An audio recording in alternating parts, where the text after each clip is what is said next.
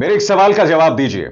जब प्रधानमंत्री नरेंद्र मोदी विदेश से आए किसी शेख को गले लगाते हैं तब तुम्हारा खून नहीं खौलता, मगर हां, उत्तराखंड के मसूरी में बुल्ले शाह की सांकेतिक मजार को लोगों ने तोड़ दिया, तोड़फोड़ कर दी। दोस्तों, मैं आपसे समझना चाहता हूं, वो बुल्ले शाह जिनके मायने हर हिंदू के लिए हैं, सिख के लिए हैं, ईसाई मुसलमान सबके लिए हैं, सिर्फ इसलिए कि बुल्ले शाह की कब्र मजार पाकिस्तान में है, इसका अर्थ यह नहीं कि वो पाकिस्तानी थे।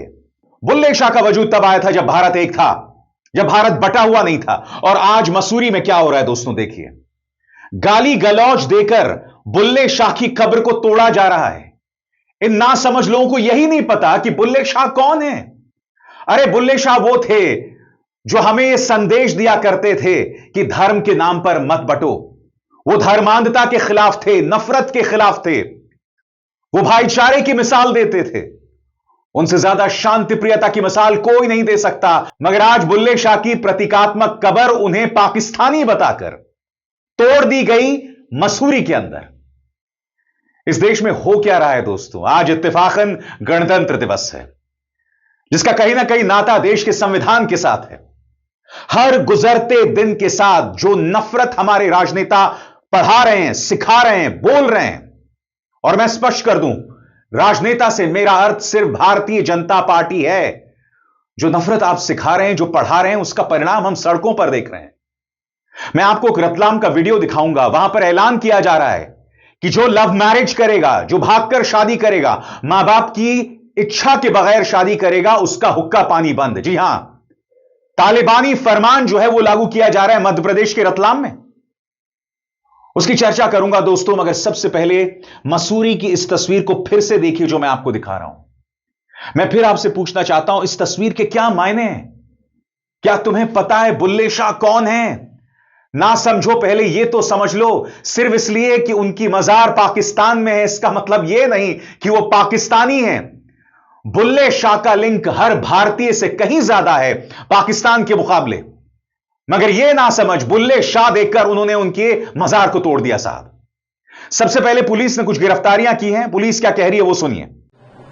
देखिए, ये कल 24 तारीख को बाबा बुल्ले शाह की जो मजार नीचे वाइनबाग एलएन स्कूल की प्रॉपर्टी पे स्थित है, उसमें कुछ व्यक्तियों द्वारा घुस के तोड़फोड़ की गई है, जिस संबंध में थाने पे एक शिकायती प्रार्थना पत्र प्राप्त हुआ है और उस प्रार्थना पत्र के आधार पर सुसंगत धाराओं में मुकदमा पंजीकृत कर अग्रिम कार्रवाई की जाए। सर, कुछ व्यक्ति क्या इसमें कुछ पकड़े गए हैं? नहीं, पकड़े नहीं गए हैं। अभी ये नामजद हैं। इसमें 3 व्यक्ति जो हमने एफआईआर इसमें पंजीकृत की है, 3 व्यक्ति नामजद हैं और बाकी जैसे जैसे विवेचना में और वीडियोग्राफ में जो भी हमें मिलेंगे उनके नाम उसमें जुड़ते जाएंगे। चलिए, मैं आपको बतलाना चाहता हूं दोस्तों, बुल्ले शाह कौन है, उन नासमझों के लिए जो उन्हें पाकिस्तानी बता रहे हैं। समझिए कि बुल्ले शाह क्या संदेश दिया करते थे।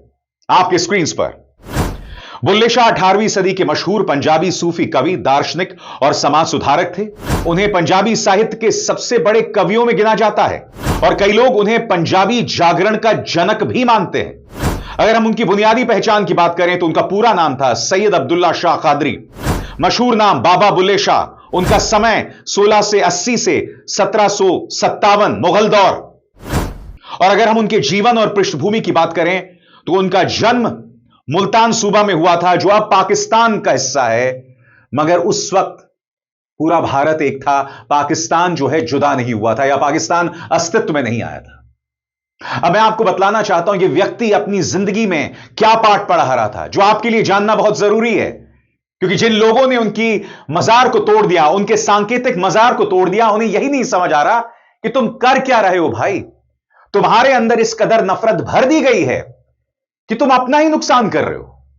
सुनिए, अगर हम उनकी कविता और विचार की बात करें तो उनकी भाषा और शैली, पंजाबी में काफी जैसी शैलियां, सीधी सादी बोलचाल की भाषा, मुख्य बातें, ईश्वर की ताकत, इश्क के हकीकी यानी ईश्वरीय प्रेम, इंसानियत, बराबरी, तेवर, पाखंड के खिलाफ, जाति भेद के खिलाफ, संप्रदायवाद और जकड़ी हुई धार्मिक सत्ता पर खुली चोट दिया करते थे।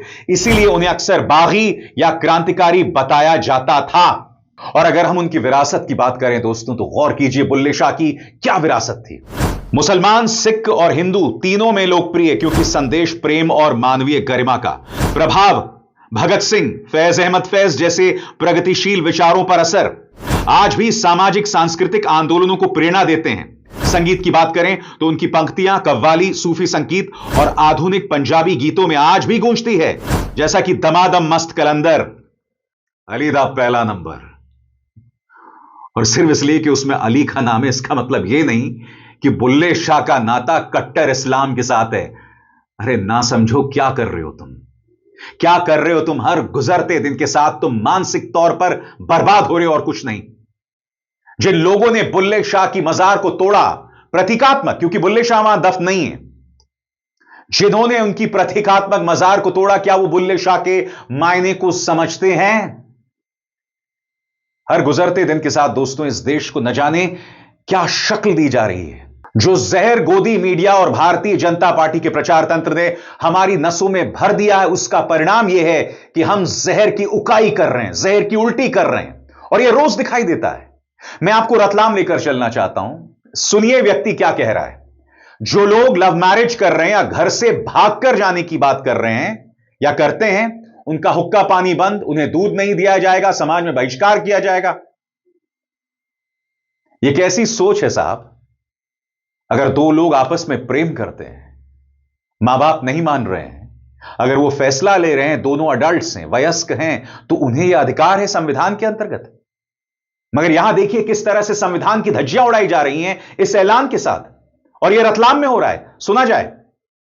समस्त ग्रामवासी पंचेवा द्वारा यह फैसला लिया गया है कि गांव पंचेवा में जो भी बालक बालिका भागकर शादी करने उसके परिवार पर निम्न बिंदु पर प्रतिबंध लगाया जाएगा। उस परिवार का सामाजिक बहिष्कार किया जाएगा, उस परिवार को किसी भी सामाजिक कार्यक्रम में बुलाया नहीं जाएगा, और उस परिवार को कोई भी मजदूरी पर नहीं बुलाएगा।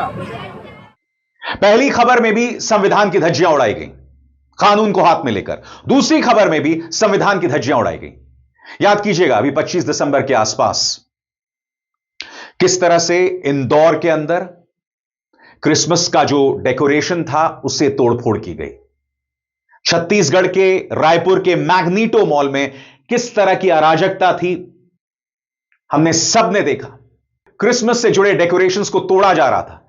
हमने न जाने कितने गिरजाघरों में हिंदू दलों को घुसते हुए देखा और वहां मौजूद लोगों को डराते हुए देखा। हमने देखा उड़ीसा के अंदर कुछ लोग क्रिसमस का सामान बेच रहे थे। याद है आपको? उन गरीबों को डराया गया, धमकाया गया, उनके सामान को तोड़ दिया गया। और आगे बढ़ने से पहले एक जरूरी संदेश, मेरे कार्यक्रमों के लिए आप नोटिफिकेशन का इंतजार मत कीजिए। मेरे चैनल में जाइए और खुद जाकर कार्यक्रम देखिए और रहिए अपडेटेड। और यह मत सोचिए दोस्तों कि इससे भारत का नाम ऊंचा हो रहा है, नहीं। इस खबर को देखिए। भारत में क्रिसमस सेलिब्रेशन के दौरान तोड़फोड़ की घटनाओं की चर्चा अंतर्राष्ट्रीय मीडिया में ऐसे हुई, और इसका जिक्र मैंने अपने एक शो में किया था। हर गुजरते दिन के साथ हम अपनी अंतर्राष्ट्रीय साख को तार तार कर रहे हैं। इस कदर नफरत भर गई है हमारे अंदर। हम इस देश को क्या बना रहे हैं? यहां धीरेंद्र शास्त्री जैसे लोगों के सामने सेना के जवान नतमस्तक होते हैं। यहां कुमार विश्वास जैसे वाहियात लोग अपने पैर धुलवाते हैं। साहब, ये कौन है? ये कोई साधु है? ये कोई संत है? अरे पैसे लेकर कविता पढ़ने वाला यह व्यक्ति था, उसके बाद आम आदमी पार्टी से जुड़ गया, आंदोलनकारी बन गया, अब यह व्यक्ति बाबा बन गया। यह कब से बाबा बन गया? कब से इसके पैर धोए जाने लगे? यह पाखंड की जीती जागती मिसाल है। और सबसे बड़ी बात, हम में से कई सभ्य लोग, समझदार लोग इस बहकावे में आ गए हैं, पूरी तरह से बह गए हैं, सिर्फ इसलिए कि यह व्यक्ति कथा करता है, अच्छा बोलता है, अब इसके पैर धोए जाएंगे। कौन सी आध्यात्मिक सोच है? कौन सा महान काम किया है इसने कि लोग इसके पैर धो रहे हैं? मगर जब इस देश में हमारे सैनिक धीरेंद्र शास्त्री को सम्मान दे सकते हैं, उसे सल्यूट कर सकते हैं, तो फिर कुमार विश्वास तो क्या ही चीज है। मैं जब भी ये मुद्दे आपके सामने लाता हूं ना, तो ये कार्यक्रम करने के बाद मुझे लगता है कि मुझे ये कार्यक्रम करना ही नहीं चाहिए। मैं क्यों कर रहा हूं ये सब? किसके लिए कर रहा हूं? क्योंकि मैं साफ तौर पर देख रहा हूं इस समाज का पतन। मैं साफ तौर पर देख रहा हूं।